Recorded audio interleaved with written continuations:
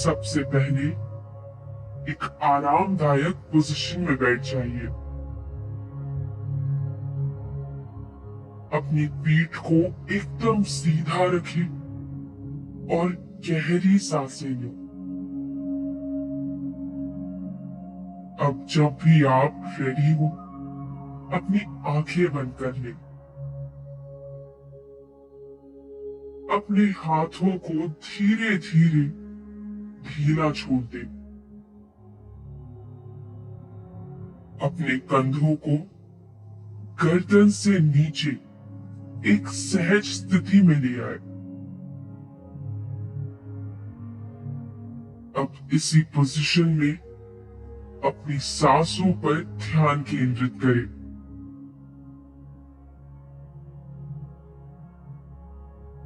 सांस के आने जाने के पैटर्न को, आपके अंदर ठहरने के पैटर्न को नोटिस करें। अपने अंदर हो रहे हर छोटे से छोटे सेंसेशन को अनुभव करें। अपनी हर सांस के बीच के ठहराव को नोटिस करें। महसूस करने की कोशिश करें कि आपके अंदर, आपके दिमाग में क्या चल रहा है। ऐसा करते हुए आप अपने ध्यान को कई बार भटकता हुआ पाएंगे, क्योंकि जब भी हम ठहराव के साथ कहीं बैठते हैं तो गुस्सा, डर, नकारात्मकता जैसे कई थॉट्स को हमारे मन में उठने का मौका मिल जाता है। हम अक्सर खुद को नकारात्मक विचारों से घेर लेते हैं, क्योंकि हमारा दिमाग इसी प्रकार काम करने के लिए ट्रेन्ड है। नकारात्मकता हमारे ब्रेन को निरंतर एक ही दिशा में ले जाती है। जब भी आपको लगे कि आपके साथ ऐसा ही हो रहा है, तब एक गहरी सांस लें।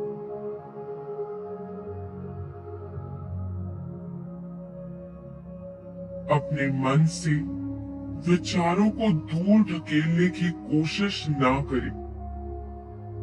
इस दौरान अपने दिमाग में होने वाली हलचल और उठने वाले हर ख्याल पर ध्यान दें। अपने दिमाग के पैटर्न को समझें, विचारों को बहने दें और अपनी सांसों पर ध्यान केंद्रित करें। अब एक गहरी सांस लें और रिलैक्स हो जाए।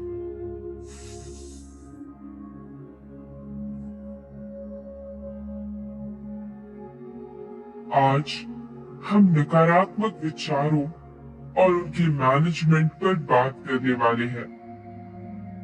हम सबकी प्रवृत्ति नकारात्मक विचारों की ओर आकर्षित होने की है। हमें अपने मन में बार बार पुरानी दुखद यादों को दोहराने की आदत है। हमें बार बार पिछली यादों को जीवंत करने की आदत है। हम बार बार सोचते हैं कि काश उस समय कुछ ऐसा कह दिया होता। हम बार बार कल्पना करते हैं कि हमारा भविष्य कैसा होगा। हमारे दुखों, संवेदनाओं, अधूरे रिश्तों और नकारात्मकताओं को याद करना मनुष्य जाति के स्वभाव में है, या यूं कहे हमारे बेसिक नेचर का एक हिस्सा है। हमारा दिमाग जितना नकारात्मकता को याद रख बार बार परेशान होता है, उसके मुकाबले सकारात्मकता को नहीं रखता। हमारे दिमाग की यही प्रवृत्ति हमारे पूर्वजों को खतरे को जानने और समझने में मदद करती थी।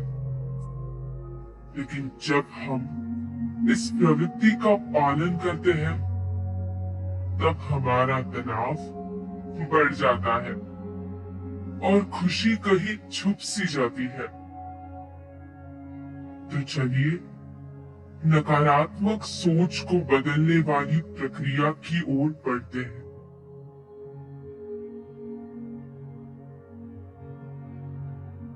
मान लीजिए कि आप किसी विचार चक्र में फंसे हैं। विचार जैसे, मैंने आज के जॉब इंटरव्यू में बिल्कुल अच्छा परफॉर्म नहीं किया, मैं हमेशा बेरोजगार ही रहूंगा। ऐसे अनेक नकारात्मक विचार। तो सबसे पहले, जैसे हमने शुरुआत में किया था, उसी प्रकार अपने सांसों के आने जाने पर अपना ध्यान केंद्रित करें और अपने भीतर उठते हर विचार पर ध्यान दें। क्या ये विचार जाने पहचाने हैं? क्या ये वही विचार है जो अक्सर आप खुद में दोहराते हैं? नकारात्मक सोचना एक आदत है। ऐसे में अपने थॉट पैटर्न को समझना बहुत जरूरी है। मन में आने वाले नकारात्मक विचारों को ना दबाएं। अपने अंदर अपने विचारों को लेकर जागरूकता लाएं। खुद से कहिए कि आप उस बीते हुए इंटरव्यू के बारे में सोच सोचकर नकारात्मक विचारों में फंस गए हैं। उन्हें स्वीकारें और अपने विचार चक्र को बदलने के लिए चुनौती दें। अपने आप से पूछें, क्या ये वास्तव में इतना बुरा है? या फिर आपका दिमाग भय और चिंता के घने बादलों से घिरा है? क्या एक जॉब इंटरव्यू आपका पूरा फ्यूचर निर्धारित कर सकता है? क्या नकारात्मक विचारों से खुद को भर के हमें कुछ प्राप्त हो रहा है? जब हम नकारात्मक विचारों को खुद से दूर कर देते हैं, तभी हम इन्हें अच्छे से समझते हुए इन्हें चुनौती दे सकते हैं। और ऐसा करने से हम इन विचारों को कमजोर कर देते हैं। ऐसा बार बार करने से हम नकारात्मक विचार करने वाली अपनी प्रवृत्ति को बदल सकते हैं। ये बात भी गलत नहीं कि नकारात्मक विचार हर बार बेवजह ही आते हैं।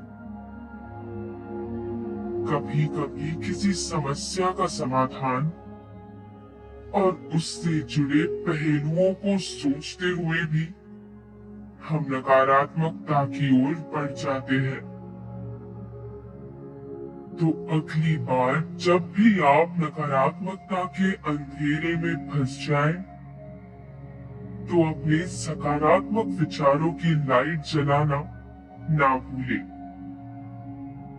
नकारात्मकता के तूफान में बहने पे अक्सर हम खुद को आश्चर्य महसूस करते हैं, मगर याद रखिए कि आप अपने प्रयासों से ही बाहर आ सकते हैं। स्टीफन हॉकिंस ने अपने एक क्लास में कहा था कि हमारे यूनिवर्सिटी में ऐसा देखा गया है कि ब्लैक होल्स में तो कुछ भी नहीं टिक पाता, न समय, न रोशनी, न कोई भी तारा, न कोई मशीन। पर ब्लैक होल्स सृष्टि को समाप्त नहीं कर सकते हैं। जो ब्लैक होल्स के अंदर जाता है वो कहीं ना कहीं बाहर आता ही है। शायद वो दूसरा यूनिवर्स भी हो सकता है।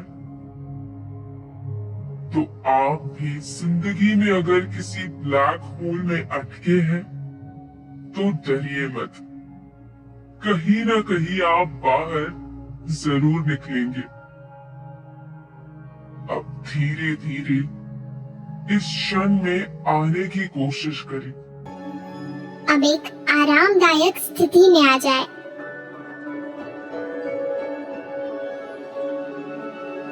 अपनी पीठ को सीधा करें या कहीं टेक दे।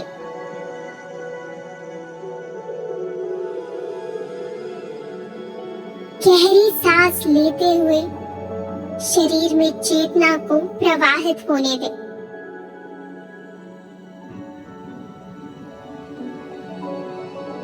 अपने पूरे शरीर को महसूस करें। यहाँ होने वाली हर संवेदना को अपने शरीर को सहज होने दें। उसे आराम दें और अच्छे से रिलैक्स होने दें।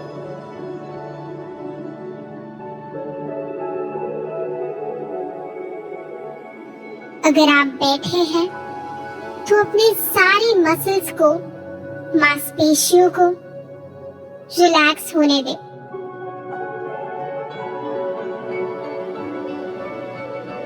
अपने पूरे शरीर को आराम दें।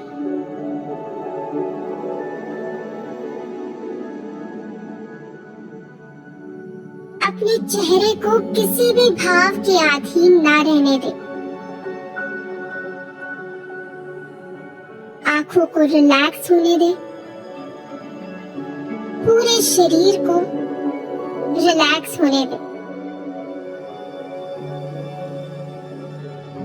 खुले मन और पूर्ण चेतना के साथ शरीर को आराम दें।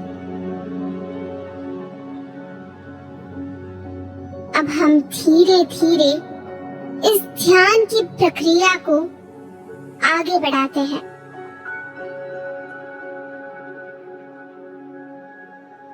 अब अपने हाथों के कोमल स्पर्श को महसूस करें। अपने हाथों की गर्माहट, उनमें बहती संवेदनाओं को महसूस करें।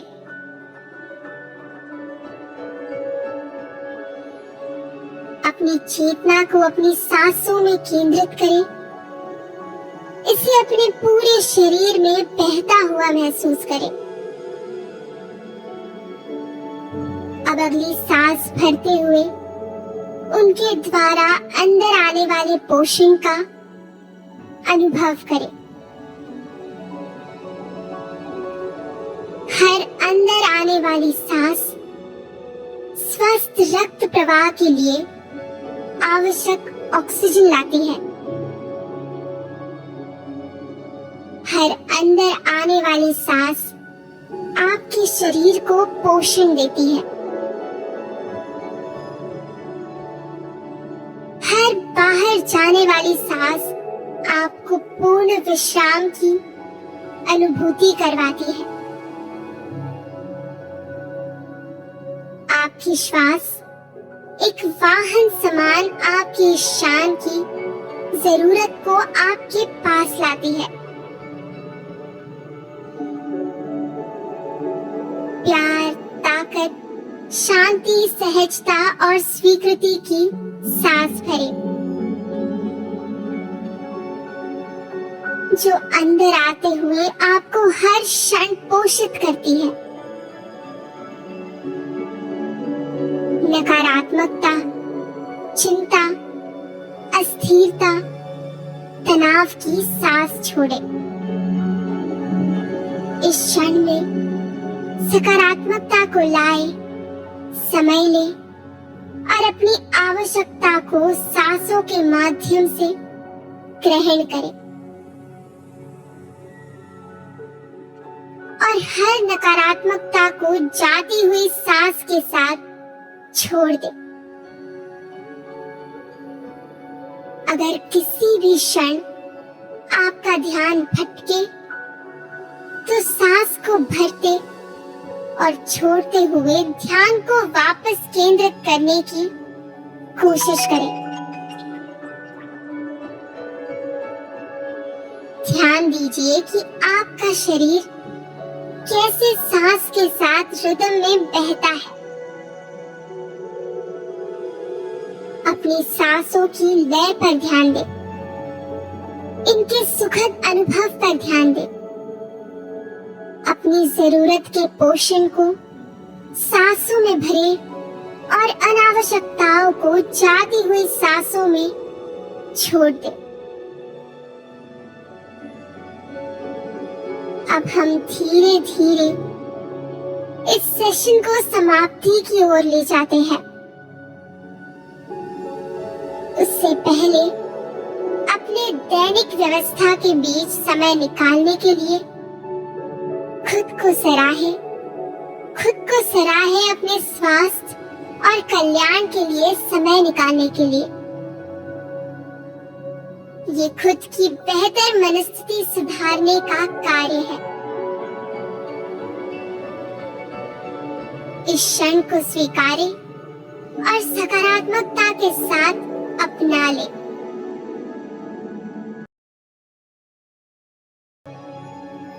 एक कंफर्टेबल पोजीशन में बैठ जाएं।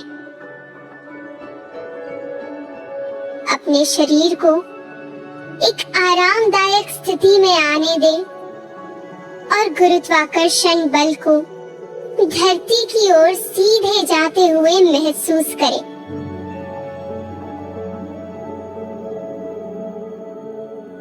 अपनी आंखें बंद करें और अपने आसपास के वातावरण को महसूस करें।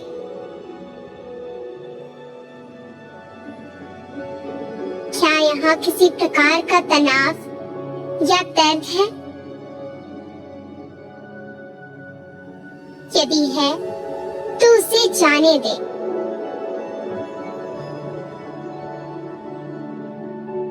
अपने मन के भीतर इन भावनाओं के लिए स्वीकृति लाए।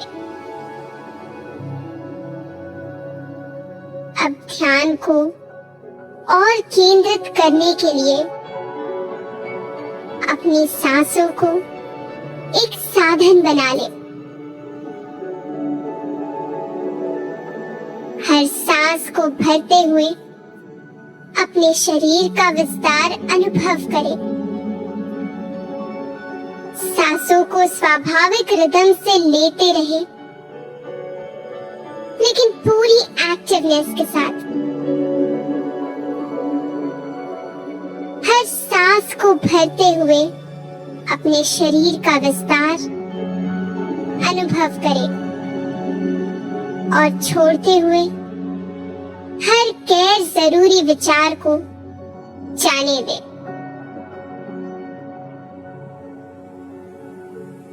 जब भी ध्यान को भटकता हुआ पाए, उसे वापस सांसों पर केंद्रित करने की कोशिश करें।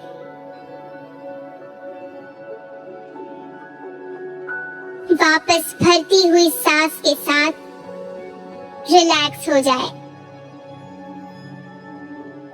और जाती हुई सांस के साथ गैर जरूरी भावनाओं को जाते हुए अनुभव करें। सांसों के आने जाने के रिदम को पूरी तरह खुद से जोड़ लें।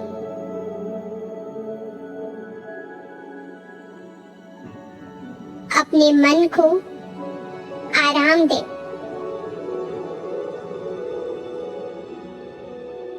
हम सब रोज बहुत सी चुनौतियों का सामना करते हैं और एक चुनौती ऐसी भी है जो समय समय पर आती रहती है और वो है अकेलापन।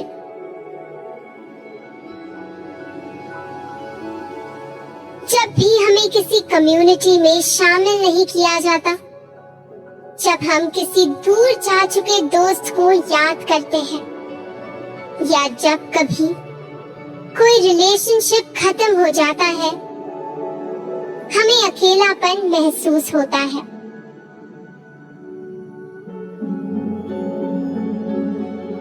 अकेलापन किसी दूसरे के साथ जुड़ने की इच्छा है। जब भी हम अकेलेपन महसूस करते हैं, तब हम किसी से जुड़ने की इच्छा रखते हैं।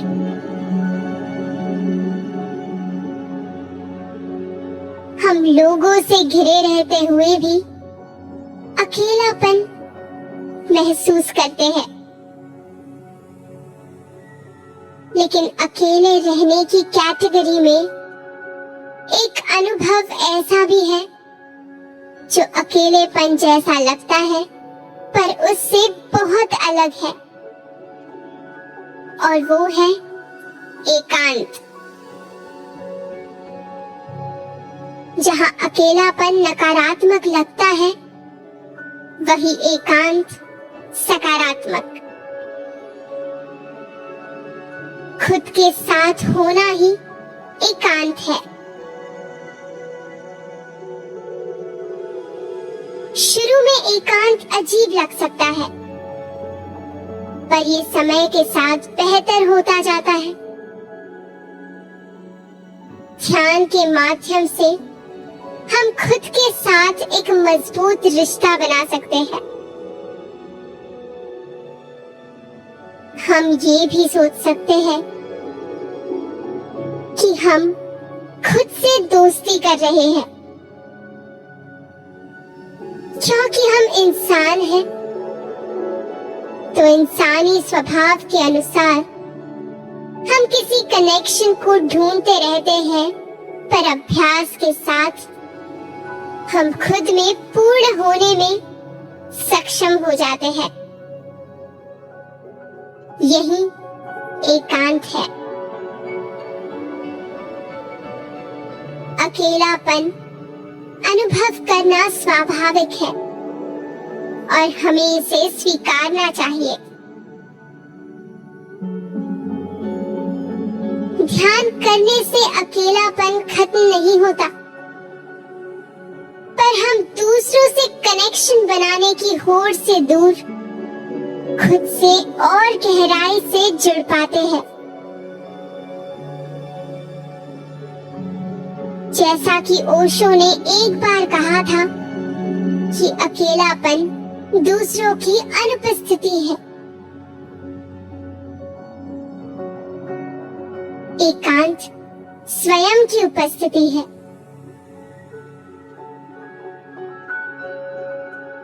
अब अपने ध्यान को वापस इस कमरे में लाएं। अपने पैरों और हाथों की उंगलियों को धीरे धीरे हिलाएं, और जब भी आप तैयार हो, अपनी आंखें खोल दें।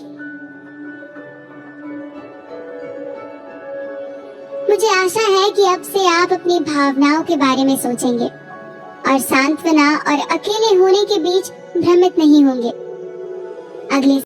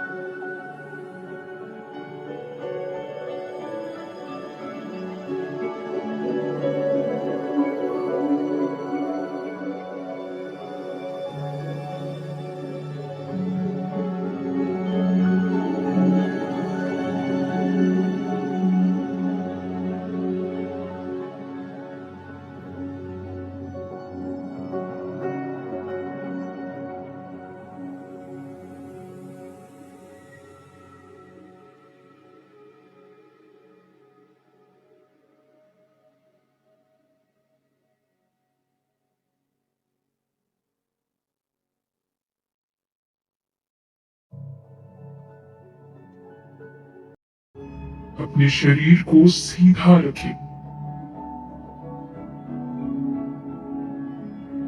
अपने कंधे और अपनी गर्दन को रिलैक्स होने दें। अपने हाथों को भी रिलैक्स होने दें। अपने पूरे शरीर को रिलैक्स होता महसूस करें। जब आप पूरी तरह रिलैक्स हो जाए, अपना ध्यान अपनी सांसों पर केंद्रित करें। हम अब एक रिदमिक काउंटिंग टेक्निक शुरू करने जा रहे हैं, जहां हम अपना ध्यान अपनी सांसों पर केंद्रित कर हमारे पूरे शरीर में उन्हें बहता महसूस करेंगे। तो चलिए अभ्यास को शुरू करते हैं।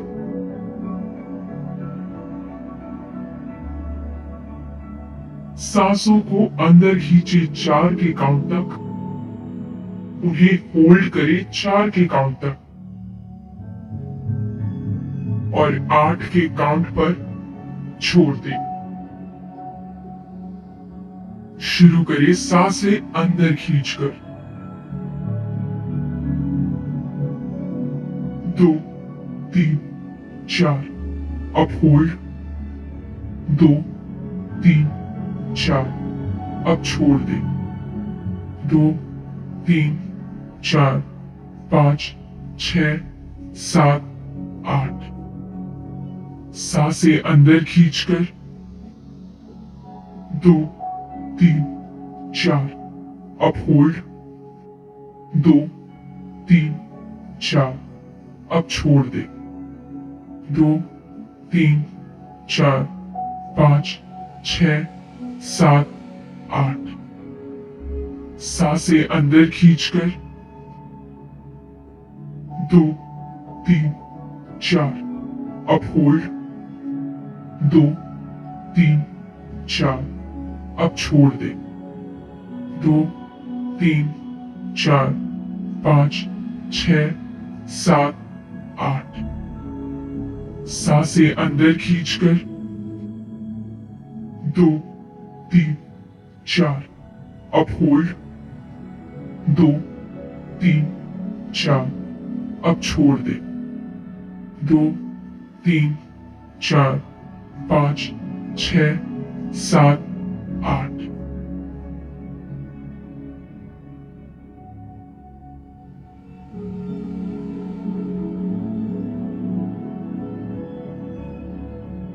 और अब अपनी सांसों को उनके नेचुरल रिदम में वापस आने दें।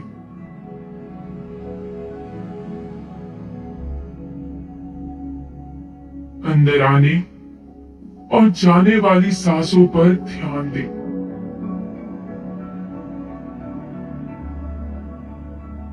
सांसों की पूरी जर्नी पर ध्यान दें, अपने शरीर के अंदर आने से लेकर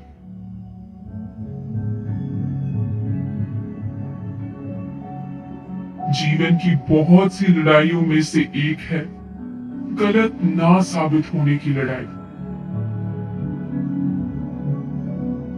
उनके अंत तक, जब तक वो शरीर से बाहर निकल नहीं जाती। आज हम रॉन्ग यानी गलत होने के बारे में चर्चा करेंगे। चाहे हम एक आइडिया किसी के साथ बांट रहे हो या अपने विचार के बचाव में कुछ कह रहे हो,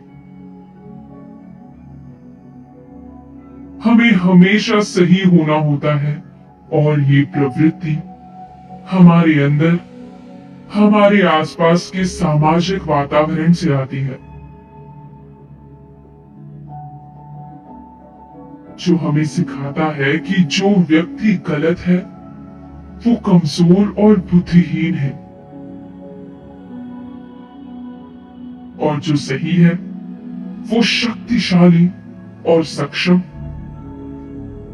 उदाहरण के लिए समझिए कि आप ऑफिस में कोई आइडिया दे रहे हैं किसी बहुत ही महत्वपूर्ण प्रॉब्लम को हल करने के लिए। जैसे ही हमारे आइडिया के विपक्ष में कुछ विचार आते हैं या हमारे आइडिया को गलत समझ लिए जाने का ख्याल भी आता है, हमारे अंदर शर्म और गुस्से की भावना भर जाती है।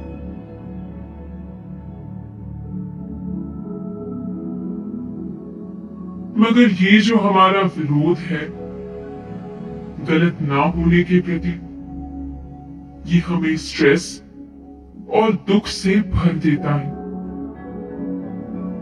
ये हमारे ईगो या अहंकार को बढ़ावा देता है और हम सही होने की होड़ में दूसरों के विचार सुनना भी नहीं चाहते। इसी वजह से हम बहुत से सीखने और आगे बढ़ने के अवसर गवा देते हैं। मगर यहाँ हमारे सही होने की इच्छा गलत नहीं है, हमारे गलत ना होने के प्रति प्रतिक्रिया गलत है।